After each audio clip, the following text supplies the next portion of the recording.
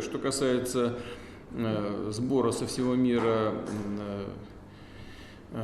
наемников и направления их на Украину, мы видим, они не скрывают, западные спонсоры украинского режима не скрывают этого, они это делают в открытую, пренебрегая всякими нормами международного права. Поэтому если вы видите, что есть люди, которые хотят на добровольной основе, тем более не за деньги, приехать и оказать помощь людям, проживающим на Донбассе, ну что же, надо пойти им навстречу и помочь им перебраться в зону боевых действий. Это первое. Второе, что касается поставки вооружений, тем более западного производства, которое оказалось в руках российской армии, конечно, я поддерживаю возможность передачи их в воинские подразделения Луганской и Донецкой народных республик.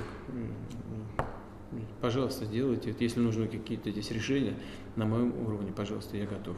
И третий вопрос, что касается усиления западных рубежей Российской Федерации в связи с теми действиями, которые предпринимают в этом направлении со стороны НАТО, как бы в ответ на то, что они делают, это требует отдельного рассмотрения. Я прошу вас подготовить отдельный доклад и доложить по результатам его обсуждения в ближайшем будущем и примем соответствующее решение.